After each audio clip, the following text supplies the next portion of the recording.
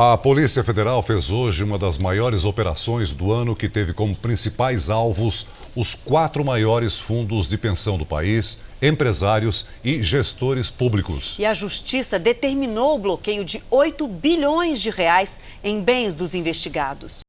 A mega operação foi simultânea em 8 estados e no Distrito Federal. A polícia cumpriu 147 mandados judiciais, entre prisões, conduções coercitivas, busca e apreensão de documentos. A investigação durou mais de um ano e se concentrou em operações suspeitas que resultaram em um rombo de bilhões de reais nos 4 maiores fundos de pensão do país: Previ, Petros, Funcef e Postales. Os principais alvos foram ex-dirigentes desses fundos, donos de corretoras que cuidavam dos investimentos e empresários que se associaram aos fundos para abrir negócios.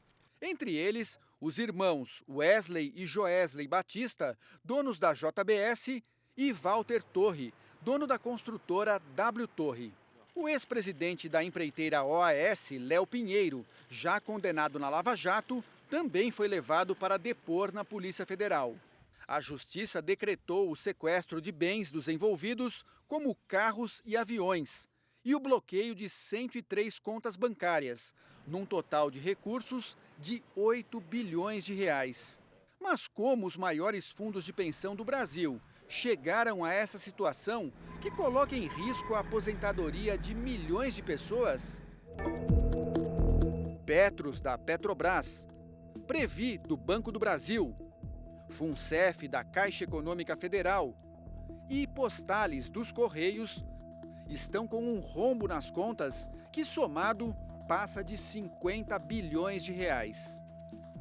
Quem trabalha nessas empresas paga todo mês, além da contribuição para o INSS, um percentual para o Fundo de Previdência Complementar da estatal. É essa poupança que garante no futuro uma aposentadoria mais generosa. Esses fundos, portanto, recolhem e cuidam do patrimônio de cerca de 6 milhões de brasileiros. Para evitar perdas que possam afetar os benefícios, os gestores devem seguir regras na hora de aplicar o dinheiro. Mas, nos últimos anos, muitas dessas regras foram deixadas de lado. Na medida que os fundos perdem um valor significativo, essas aposentadorias ou serão menores ou elas terão de ser compensadas através de pagamentos extras. Parte deles custeados pela empresa, parte deles custeados pelo próprio trabalhador enquanto está na fase de acumulação de recursos. O trabalhador, ele será penalizado, ele vai ter que colocar mais renda para ter o mesmo benefício no final, ou ele vai conviver lá na frente com um benefício um pouco menor do que esperava. A origem do problema está na capacidade de quem cuida do patrimônio do fundo, ou seja, o dinheiro do trabalhador. Nos governos do PT, cargos importantes foram distribuídos entre sindicalistas e indicados por políticos. Os conselhos de administração, formados por representantes da empresa e dos trabalhadores, passaram a agir com os mesmos interesses. Nós tivemos nesses fundos de pensão um resultado de uma união quase perfeita entre a ignorância e a má-fé. Nós tivemos sempre, por um lado, indicações políticas para cargos importantes nesses fundos e, por outro lado, funcionários até mesmo das empresas que não tinham ou não condições de efetivamente ocuparem cargos tão importantes como aqueles para os quais eles acabaram sendo escolhidos. Segundo especialistas do setor, o ex-presidente Lula e Dilma Rousseff também usaram os fundos como instrumento de políticas públicas, obrigando as entidades a investir em negócios de interesse do governo. Petros, Previ e Funcef colocaram dinheiro na criação da Sete Brasil, empresa formada para produzir navios-sonda para a Petrobras. A empresa não conseguiu cumprir prazos de entregas e, pior, se envolveu na corrupção da companhia. Resultado: com a crise na petrolífera, a Sete Brasil entrou em recuperação judicial, que passa de 15 bilhões de reais. E o investimento resultou em prejuízos bilionários para os fundos de pensão. Anos entregando encomendas nas ruas de São Paulo. E agora, uma conta a mais para pagar. Já é ruim fazer dívida, ainda mais por causa de rombo da Previdência do Postales. Isso para nós é inaceitável. Mas, infelizmente, temos que pagar para cobrir esse rombo. Sabe lá Deus quando, né? Vamos pagar.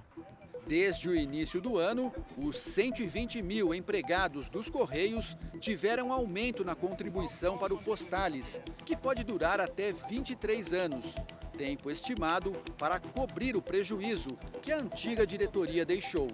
Paulo, 53 anos e contando os dias para a aposentadoria, reclama que o novo desconto quebrou o orçamento da família. R$ 888 Por mês. por mês.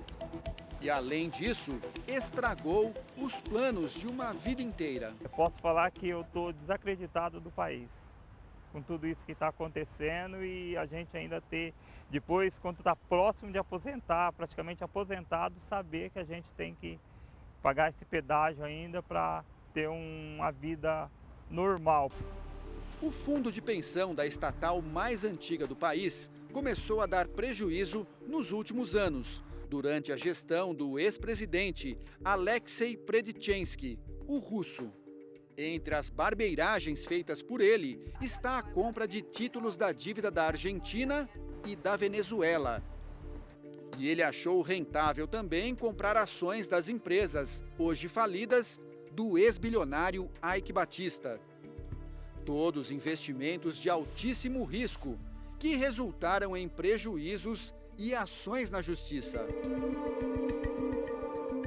Essa procuradora da República investiga as operações realizadas por dirigentes do Postales. Dentro dessa análise técnica, o que se pode dizer é que essas operações foram feitas para gerarem prejuízos ao Postales, aos fundos postais, aos seus segurados e gerarem lucros indevidos aos gestores, tanto da Corretora Atlântica quanto do próprio Instituto Postales. Foram os dirigentes do Postales mesmo, né? Que a gente botou fé neles e eles fizeram tudo isso, todos esses rombos que hoje tem dentro do Postales. Esse complemento, eu tenho medo que eu acabe não recebendo e perdendo todo esse dinheiro que eu venho investindo todos esses anos. A assessoria da JBS diz que a empresa colabora com as investigações e está à disposição das autoridades. O grupo W Torre informa que não tem negócios na esfera do poder público e que sempre esteve à disposição da justiça. Os fundos citados informaram que possuem rigorosos padrões éticos em todos os investimentos e vão colaborar com as autoridades competentes.